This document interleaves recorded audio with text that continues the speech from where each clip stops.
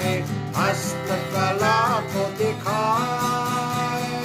सारी पृथ्वी उसकी रचना, उसका ही प्रताप। जय जयकार, जय जयकार करें उस पर जिसका भरोसा भरोसा, वो तो कभी न डिगेगा डिगेगा। चाहे बीमारी, चाहे गरीबी, चाहे हो आकाल, सब संकट से सब कष्टों को हो जाएगा पार। जय जयकार, जय जयकार करें हो। जय जयकार, जय जयकार करें।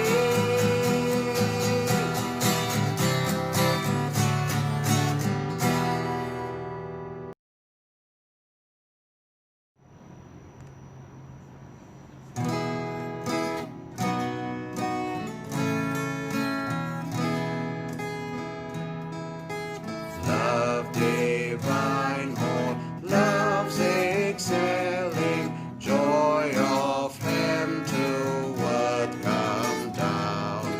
Fix in us thy humble dwelling, all thy faithful mercies crown. Jesus, thou art all compassion, pure unbounded love thou art. Visit us with thy salvation, enter every trembling heart. Breathe, oh breathe thy loving spirit into every troubled breast. Let us all in thee inherit, let us find that second rest. Take away our love of sinning, Alpha and Omega be, end of faith as its beginning, set our hearts at liberty.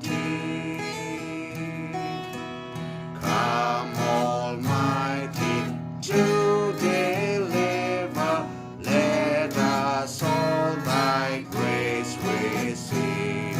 Suddenly return and never, never more thy temples leave. Thee we would be always blessing, serve thee as thy hosts above, pray and praise thee without ceasing, glory in thy perfect love. Finish then that new creation, pure and spotless let us be. Let us see thy great salvation, perfectly restored in thee. Change from glory into glory, till in him we take our place, till we cast our crowns before thee, lost in wonder, love and praise.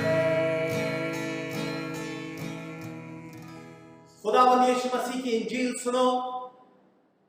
इंजील मुकद्दस मुकद्दस मत्ती रसूल की इंजील, उसका 18वां बाब और उसकी 7वीं आयत से यूं शुरू होती है।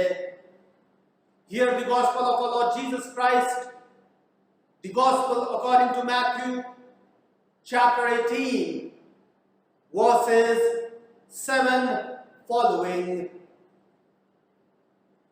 ठोकरों के कारण संसार पर हाय। ठोकरों का लगना अवश्य है, पर हाय उस मनुष्य पर जिसके द्वारा ठोकर लगती है। यदि तेरा हाथ या तेरा पांव तुझे ठोकर खिलाए तो उसे काट कर फेंक दे। टूंडा या लंगड़ा होकर जीवन में प्रवेश करना तेरे लिए इससे भला है कि 2 हाथ या 2 पांव रहते हुए तू अनंत आग में डाला जाए। यदि तेरी आंख तुझे ठोकर खिलाए तो उसे निकाल कर फेंक दे। काना होकर जीवन में प्रवेश करना तेरे लिए इससे बेहतर है कि तू 2 आंखें रहते हुए नरक की आग में डाला जाए। देखो, तो इन छोटों में से किसी को तुच्छ न जानना, क्योंकि मैं तुमसे कहता हूं कि स्वर्ग में इनके दूत मेरे स्वर्गीय पिता का मुंह सदा देखते हैं। क्योंकि मनुष्य का पुत्र खोए हुओं को बचाने आया है। तुम क्या सोचते हो, यदि किसी मनुष्य के 100 भेड़ें हों और उनमें से एक भटक जाए तो क्या वो 99 को छोड़कर और पहाड़ों पर जाकर उस भटकी हुई को ना ढूंढेगा? और यदि ऐसा हो कि उसे पाए, तो मैं तुमसे सच कहता हूं कि वो उन 99 भेड़ों के लिए जो भटकी नहीं थी इतना आनंद नहीं करेगा जितना कि इस भेड़ के लिए करेगा। ऐसा ही तुम्हारे पिता की जो स्वर्ग में है, यह इच्छा नहीं कि इन छोटों में से एक भी नष्ट हो। ये मसीह की इंजील है। This is the gospel of Christ.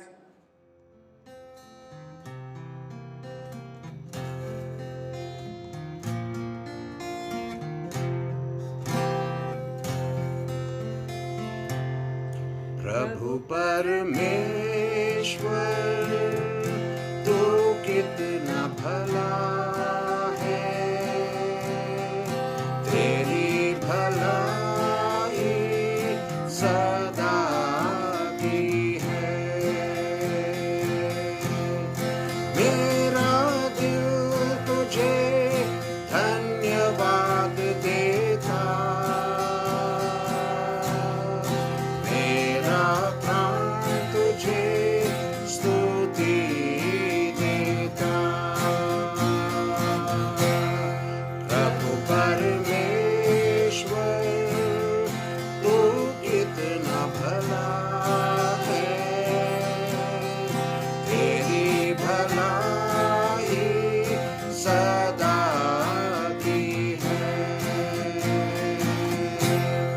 कठिन समय में तू मजबूत गढ़ है,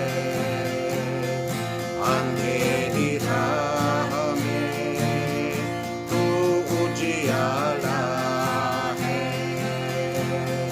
कठिन समय में तू मजबूत गढ़ है, अंधेरी राह उजियाला है। मेरी दुहाई तू सुनता, मेरा प्रभु कभी नहीं सोता। मेरा प्राण तुझे स्तुति देता।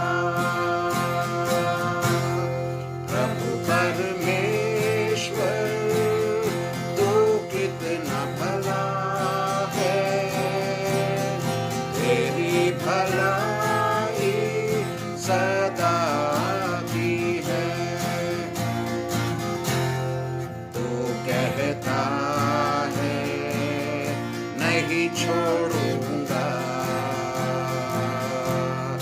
तो कहता है नहीं ठुकराऊंगा, तो कहता है नहीं छोड़ूंगा, तो कहता है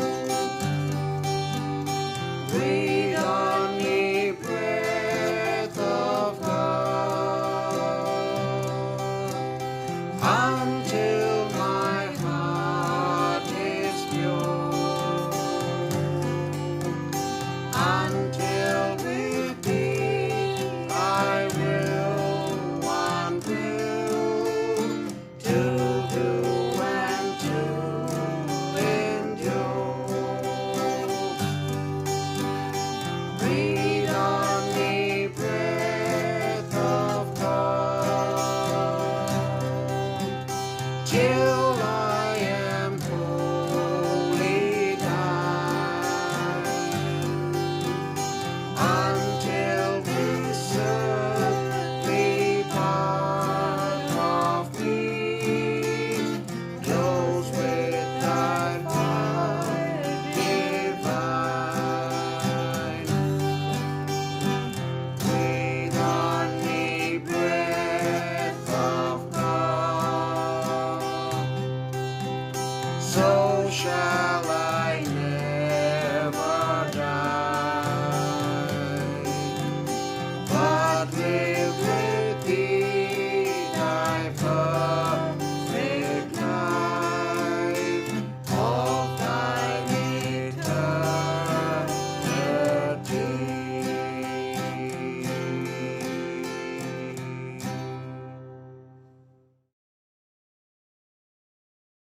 प्रभु यीशु के महान और सामर्थ्य नाम में आप सबको जय मसीह की।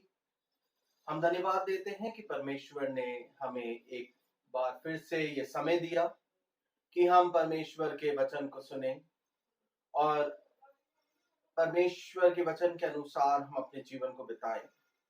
आइए वचन को सुनने से पूर्व हम प्रार्थना मांगे। आइए हम प्रार्थना करें। सर्वशक्तिमान पिता परमेश्वर, हम दिल से आपको धन्यवाद देते हैं इस मुबारक समय के लिए जो आपने हमें दिया कि हम आपके वचन पर मनन और चिंतन करें। होने दीजिए वापस मानी हम वचन के ना सिर्फ सुनने वाले हों परंतु वचन के अनुरूप अपने जीवन को बिताने वाले हो सके। हम आपसे प्रार्थना करते हैं हमारे मुख से निकलने वाला शब्द हमारा नहीं परंतु आपका हो, पवित्र आत्मा के द्वारा प्रेरित हो और हम सबके जीवन में बहुत आज से अनुग्रह का कारण बनने पाए। इस प्रार्थना को और आज के वचन को आप ही के मुबारक हाथों में समर्पित करते हुए प्रार्थना को खुदावंद यीशु मसीह के नाम से मांगते हैं, सुनिए और कबूल फरमाइए, आमीन। आज का विषय जिस पे हम बात करेंगे वो है, यद्यपि हमें परीक्षा का सामना करना पड़े तथापि यह परमेश्वर की इच्छा है कि सब प्राणी बचाए जाएं।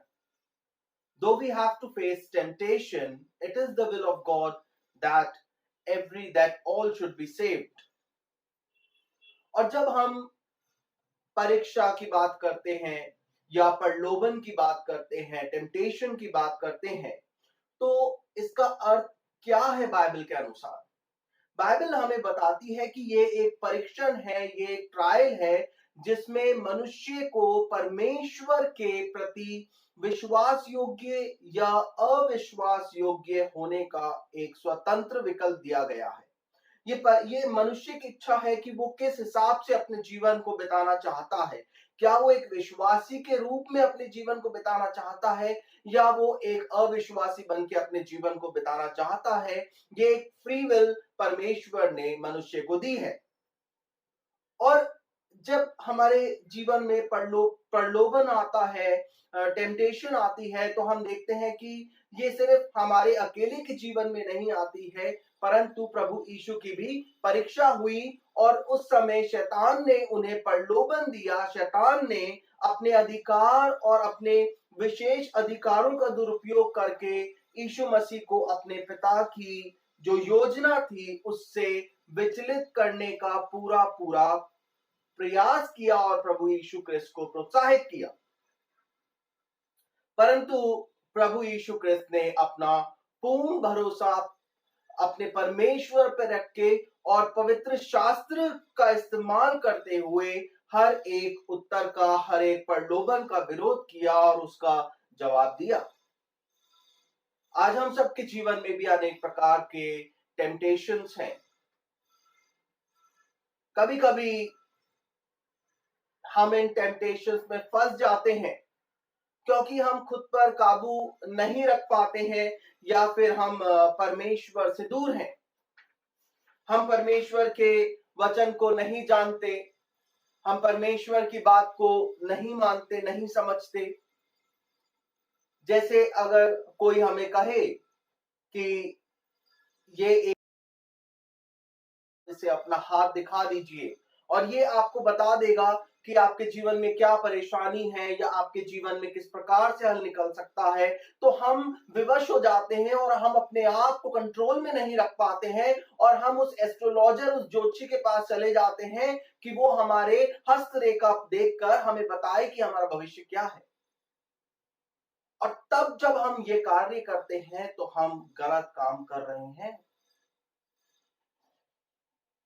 उसी प्रकार से हम देखते हैं कि आज का जो हमने पुराने नियम से पाठ पढ़ा, व्यवस्था विवरण की पुस्तक, वहां पे मूसा इज़राइल के लोगों को सचेत कर रहे हैं कि तुम लुभाने वाली बातों से सावधान रहना।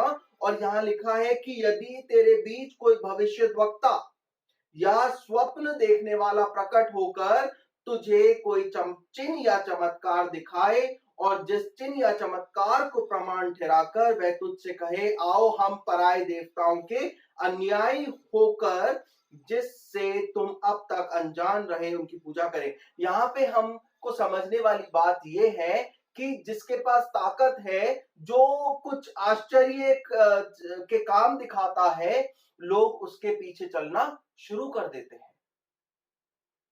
Religion often is based on the power, कि कौन कितने चमत्कार कर रहा है और लोग उनके पीछे चले जाते हैं। प्रभु यीशु क्रिस्त से भी कहा कि हमें कोई चिन्ह दिखा, लोग देखना चाहते हैं। परंतु हमें इस बात को समझना जरूरी है कि जैसे मूसा कह रहे हैं कि तुम उन भविष्यद्वक्ताओं के पीछे मत जाना, क्योंकि वो पहले तुम्हें भविष्यवाणी सुनाएंगे और फिर बाद में वो तुम्हें पराये देवताओं के पीछे खींच लेंगे। और इस बारे में प्रभु यीशु क्रिस्त ने भी कहा। अगर आप मरकुस में पढ़ेंगे, मरकुस की इंजील उसका 13 अध्याय उसके 21 और 22 आयत में अगर हम देखें तो वहां पे इस प्रकार से लिखा गया है, मरकुस 13, वहां इस प्रकार से लिखा गया है, यदि प्रभु उस समय यदि कोई तुमसे कहे देखो मसीह यहां है या देखो मसीह वहां है, तो प्रतीति ना करना, क्योंकि झूठे मसीह और झूठे भविष्यद्वक्ता उठ खड़े होंगे और चिन्ह और अद्भुत हो सके तो चुने हुओं को भी भरमा दें। पर तुम चौकस रहो, देखो मैंने तुम्हें सब बातें पहले ही से बता दी हैं। हम यहाँ पे देखते हैं कि प्रभु यीशु क्रिस्त क्या कह रहे हैं कि हमें इन लोगों से सावधान रहना है, हमें सचेत रहना है कि अगर कोई भविष्यवाणी कर रहा है या कोई चिन्ह दिखा रहा है तो हमें सचेत रहना है। उसी प्रकार से यहाँ पे मूसा कह रहे हैं, क्योंकि इसके द्वारा परमेश्वर क्या करेगा, तुम्हारी परीक्षा लेगा और परीक्षा लेकर ये जान सके कि क्या हम अपने सारे मन और अपने सारे प्राण के साथ प्रेम रखते हैं या नहीं। क्योंकि आज हमारे जीवन में हमें परमेश्वर के साथ चलना है, परमेश्वर से प्रेम रखना है, क्योंकि बहुत से लोग अपनी समझ का सहारा लेकर हर एक चीज को कहते हैं कि नहीं ये सही है। लोग कहते हैं कि जमाना बदल गया है, हम एक नई सदी में रह रहे हैं, चीजें बदल गई हैं और हमें पता है कि हम क्या कर रहे हैं, हमें बताने की समझाने की जरूरत नहीं है। लेकिन अजीजों, इसी बात को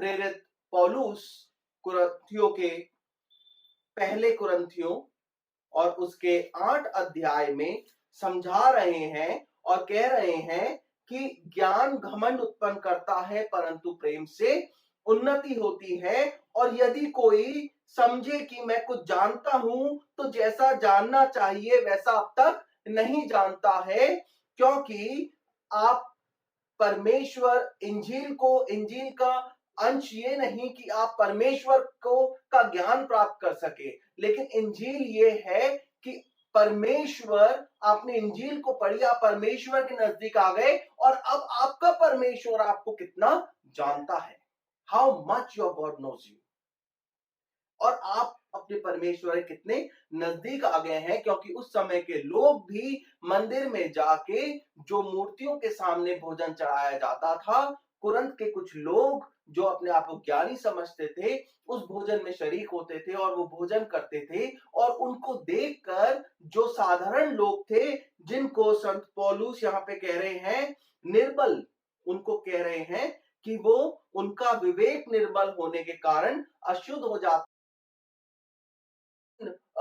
समझदार लोगों को, इन विद्वान लोगों को मंदिर में भोजन जो मूर्तियों के सामने चढ़ाया गया है उसको खाते हुए देखते हैं, तो वो लोग भी सोचते हैं कि ये शायद सही है और वो लोग भी खाते हैं। इसलिए संत पौलुस कह रहे हैं कि हम जानते हैं कि मूर्ति जगत में कोई वस्तु नहीं और एक को छोड़ और कोई परमेश्वर नहीं है। संत पौलुस खास करके इस बात पे यहाँ पे जोर देना चाहते हैं कि हमारा जो पारंपरिक व्यवहार है वो दूसरे के विश्वास को बढ़ाने वाला होना चाहिए, वो उसको परमेश्वर की ओर ले जाने वाला होना चाहिए, ना कि वो उसे परमेश्वर से दूर करे। और वो ही बात संत पौलुस, प्रेरित पौलुस पहले कुरिन्थियों उसके 8 अध्याय में समझा रहे हैं, और वो कह रहे हैं, खास करके अगर हम गौर करें 12 आयत में, इस प्रकार भाइयों के विरुद्ध अपराध करने से और उनके निर्बल विवेक को चोट पहुंचाने से तुम मसीह के विरुद्ध अपराध करते हो। कि अगर हमारे कोई कार्य गलत है और उस कार्य को हम इस तरीके से प्रदर्शित करें कि हमें सब पता है, हम समझदार हैं, और वो किसी दूसरे के ठोकर खाने का कारण बने कि वो भी हमको देख के हमारे पीछे चले और वो सोचे कि ये सही है, तो हम क्या कर रहे हैं, हम उस भाई को जिसका विवेक निर्बल है, हम उसको भी किसकी अपराध में ले जा रहे हैं और उसके द्वारा हम मसीह के विरुद्ध अपराध करते हैं। लेकिन परमेश्वर की इच्छा है, परमेश्वर चाहता है कि उसके लोग बचाए जाएं, और हम देखते हैं कि परमेश्वर की यहाँ पे आज का जो हमारा नए नियम से पाठ लिया गया है, इंजील का पाठ मती उसका 18 अध्याय 10 आयत से 7 आयत से 14 आयत तक जो लिया गया है, यहाँ पे हम कोई भी भेड़ का दृष्टांत देखते हैं, जहां पे एक प्रश्न पूछा गया है, और वो प्रश्न कहता है, तुम क्या सोचते हो यदि किसी मनुष्य की 100 भेड़ हो और उनमें से एक भटक जाए, तो क्या वह 99 को छोड़कर और पहाड़ों पर जाकर उस भटकी हुई भेड़ को ना ढूंढेगा? भेड़ें परमेश्वर की बहुत हैं, परंतु परमेश्वर हर एक जन की खोज में जाता है। परमेश्वर उसको ढूंढता है जो भटक गया है। जैसे प्रभु हमने पिछले रविवार को गौर किया कि वो किसके लिए आया है? उनके लिए आया है जो पापी हैं। वो पापियों को बचाने के लिए आया है, वो धर्मियों के लिए नहीं आया है। इसलिए जो खोए हुए हैं उनको बचाने के लिए प्रभु यीशु आए हैं, और हम देखते हैं कि वो हर एक इंसान को बचाना चाहते हैं, और जो कोई उस पर विश्वास लाता है वो उद्धार पाएगा। संत पौलुस कहते हैं रोमियो की पत्री में कि जो कोई उस पर विश्वास लाएगा वह उद्धार पाएगा। इसलिए हमें भी परमेश्वर के नजदीक अपने जीवन को बिताना है, और हमें भी दृढ़ता से परमेश्वर के साथ चलना है। हमें जीवन के राहों में उलझना नहीं है, खोना नहीं है, परंतु हमें जो परमेश्वर की इच्छा है हमारे जीवन के लिए, जो परमेश्वर हमारे जीवन से चाहता है, हमें वो ही काम करने हैं, ताकि हमारा जो विश्वास है वो दूसरे के विश्वास को बढ़ाने वाला हो सके, और हम भी उन परमेश्वर की खोई हुई भेड़ों को और उसके गले में लाएं और उसके गले को बड़ा करें, ताकि हम परमेश्वर की महिमा मिल के कर पाए और जोर शोर से कर पाए। इस वचन के द्वारा परमेश्वर हम सबको आशीष दे। आइए हम प्रार्थना करें। महान सर्वशक्तिमान पिता परमेश्वर, हम धन्यवाद देते हैं कि आप इस जगत में आए ताकि हम बचाए जाएं, और आप पिता परमेश्वर खासकर पापियों का उद्धार के लिए इस जगत में आए। हम आपको धन्यवाद देते हैं। होने दीजिए पिता परमेश्वर, इस संसार की जितने भी प्रलोभन है, जितनी भी टेम्पटेशंस हैं, उनसे please lord save us and keep us free from all harms and evil afflictions of this world. पिता परमेश्वर, जितनी भी चीजें हमको पिता आपसे दूर करती हैं होने दीजिए। पवित्र आत्मा की सामर्थ आप हमें प्रदान कीजिए कि पवित्र आत्मा हमारी अगुवाई करे और पवित्र आत्मा हमें ताकत प्रदान करे कि पिता परमेश्वर हम जीवन के प्रलोभनों से दूर होके आपके उस क्रूस को थामे रहें और पिता परमेश्वर आपके नाम की महिमा करते चले जाएं। हम आपको धन्यवाद देते हैं इस समय के लिए और हम इस प्रार्थना को खुदावंद खुदा यीशु मसीह के नाम से मांगते हैं। सुनिए और कबूल फरमाइए। आमीन। हमारे बाप तू जो आसमान में है, तेरा नाम पाक माना जाए, तेरी बादशाहत आए।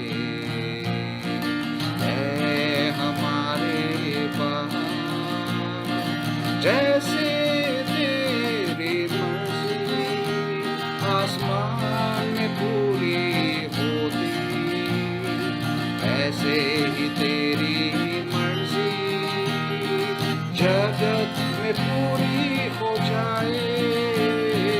है हमारे बाप रोज की रोटी हमारी आज तो हमको दे दे, जीवन की रोटी तू है, वो ही हमारा बल है।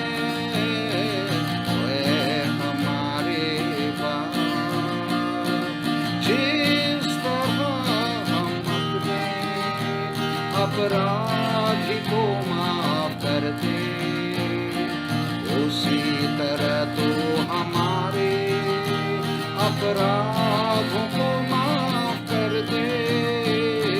है हमारे बाप हमें आज़माइशों में जाने तू ना देना, बल्कि बुराई से बचा, तेरी राह पर चला। है हमारे बाप क्योंकि आसमानी बादशाह और कुव्वत कुदरत सर्रो ज़मीं का जलाल है, हमेशा तेरा रहेगा, हमेशा तेरा। आमीन।